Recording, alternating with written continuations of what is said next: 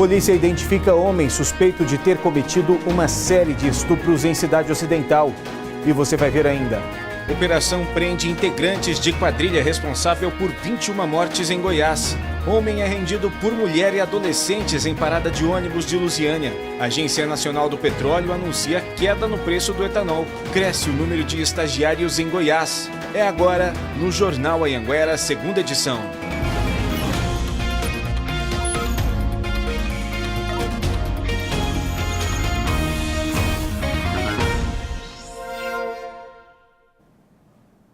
Olá, boa noite. A polícia de Cidade Ocidental está atrás de um estuprador em série que teria feito várias vítimas em um mesmo bairro. O homem mora perto das mulheres e agia sempre com muita agressividade. No início do ano eram apenas rumores, mas depois que o primeiro caso foi registrado na delegacia, surgiram novos relatos. Mulheres sendo estupradas dentro de casa, algumas na frente dos filhos. Todas no mesmo bairro, Jardim ABC, em Cidade Ocidental. As investigações, que duraram 4 meses, chegaram até Ronaldo Silva da Conceição, de 33 anos, que está foragido. O delegado responsável pelo caso não tem dúvidas de que é ele o estuprador em série que violentou as mulheres. Conseguimos monitorá-lo e identificar que ele era morador da região e morava próximo às vítimas. Inclusive, no dia que cumprimos o mandado de busca, encontramos dentro da residência dele os aparelhos celulares que foram subtraídos no dia dos estupros, bem como roupas femininas e outras provas materiais que nos fez concluir que ele é o autor dos estupros. A polícia acredita que Ronaldo tenha cometido pelo menos 4 estupros só este ano. Isso porque os depoimentos das mulheres são muito parecidos. Em todos os casos, o estuprador teria invadido a casa e amarrado a vítima para depois praticar o abuso. Uma das vítimas que registrou a ocorrência chegou a engravidar do estuprador e fez um aborto com autorização da justiça. O perfil dele é de um verdadeiro psicopata, né? Inclusive os vizinhos, no dia que cumprimos a busca, também falou que ele tinha esse perfil de assediar as mulheres, né? De ser um pouco mais reservado, mas quando ele via uma mulher na rua, ele fazia questão de assediá-la. E quem tiver qualquer informação sobre o paradeiro de Ronaldo Silva da Conceição, pode entrar em contato com a polícia pelo Disque Denúncia, o 197, ou então pelo telefone 62 98595 5324. A polícia pede ainda que outras mulheres que tenham sido vítimas deste homem registrem a ocorrência na delegacia da cidade.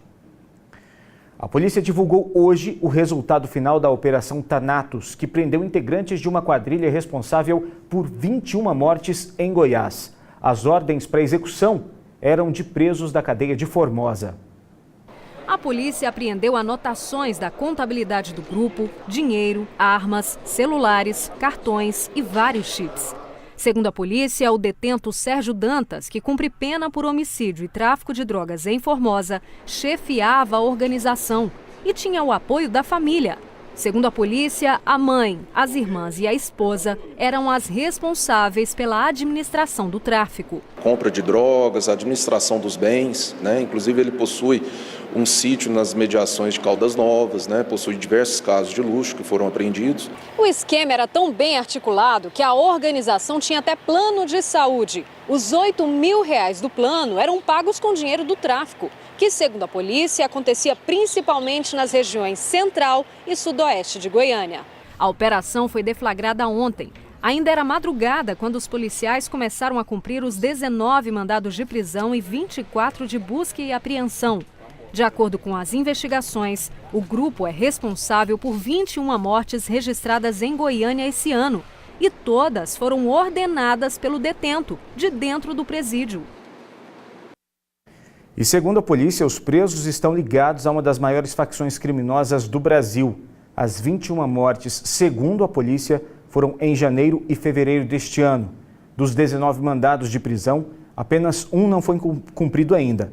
E uma das irmãs é de uma das irmãs de Sérgio Dantas. Intervalo comercial e na volta a gente fala de uma mulher que foi presa depois de roubar um homem que estava em uma parada de ônibus. E a gente mostra um parto feito por policiais militares. A gente volta já.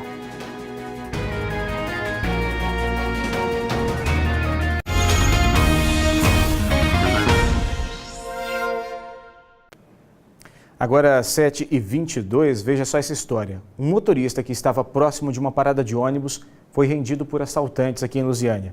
A vítima dirigiu sob ameaça de morte. A polícia estava em patrulhamento e suspeitou do carro que passava pela BR-040.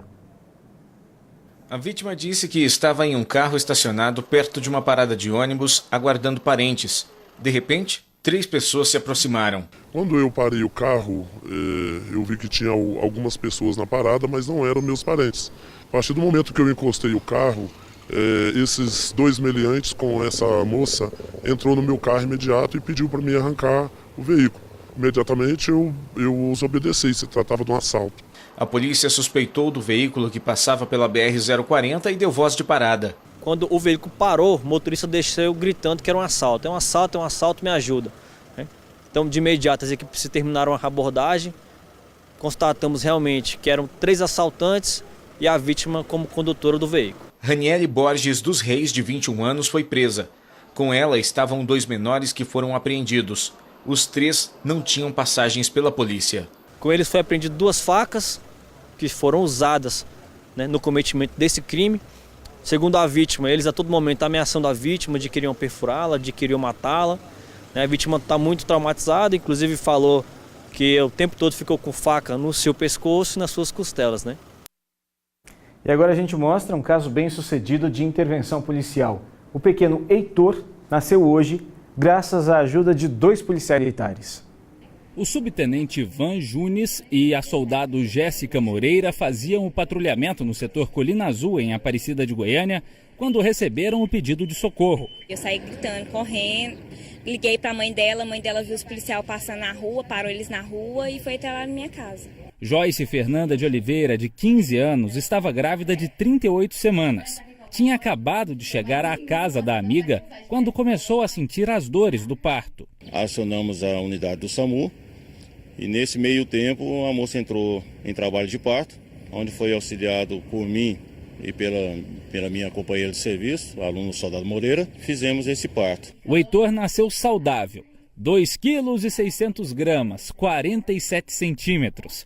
A avó dele não conteve a alegria. Graças a Deus apareceu essa anja para ajudar. E essa amiga minha que ela estava lá na casa na hora. Vou te confessar, já estou babando. E agora uma notícia que interessa muito ao consumidor. O preço do etanol está caindo, pelo menos no DF, e isso de acordo com o levantamento da Agência Nacional do Petróleo. Mas será que já está valendo a pena abastecer com etanol? Veja na reportagem. Teve tempo que ter carro flex não era vantagem. Segundo o levantamento da Agência Nacional do Petróleo, os preços vêm caindo desde julho. Na terceira semana do mês, o consumidor pagou pelo litro do etanol o valor médio de R$ 3,38. Em agosto, o preço médio caiu para R$ 3,20. Mesmo com o preço do etanol em baixa, tem que ficar atento, pois para andar a mesma distância, o carro gasta mais álcool do que gasolina. O tanque de combustível vai durar 30% a menos do que com a gasolina. Então a autonomia cai, você vai andar menos quilômetros, porque você está colocando mais combustível e para você compensar isso, o combustível tem que ser mais barato. Então, para valer a pena, o preço do litro do etanol tem de ser no máximo 70% o valor do litro da gasolina. E como é que a gente faz isso? Tem 2 tipos de conta, vamos lá fazer. Você pode pegar o valor do preço da gasolina, 4,659 aqui, e multiplicar por 0,70. O resultado, 3,26. Esse seria o preço máximo para que o etanol fosse mais vantajoso. Como aqui está 3,09, então está valendo a pena. Outro tipo de conta, você pode dividir direto o valor do etanol, 3,099, dividir pelo valor 4,659. Resultado, 0,66. Está abaixo de 0,70. Então, mais uma comprovação. Neste posto, vale mais a pena usar o álcool do que a gasolina. Por lei, o posto precisa fazer essa conta e deixar visível na bomba, como aqui, 65%, indicando que abastecer com álcool está mais vantajoso. O professor de engenharia automotiva explica que em alguns carros o álcool melhora a performance, deixa o motor mais potente. Ele conta ainda que é positivo alternar os combustíveis. Cada 3 meses você abastecer 2 tanques de combustível com álcool, é muito interessante, porque esse álcool ele acaba limpando o resíduo da combustão na câmara de combustão que você tinha com a gasolina e vice-versa. Mas nem sempre é possível escolher. Em 3 postos que visitamos no Eixinho Sul, nada de álcool. Por isso, Ivo vai onde sempre tem o combustível. Ele roda muito de carro. Tem economizado um bolão por mês. Em média, uns R$450 por mês. De economia? Economia. Continuar usando álcool? Álcool até a gasolina baixar. Ou seja, o jeito é calcular. Intervalo comercial e a seguir a gente vai falar do aumento no número de estagiários em todo o estado. Agora são 7h28, a gente volta já.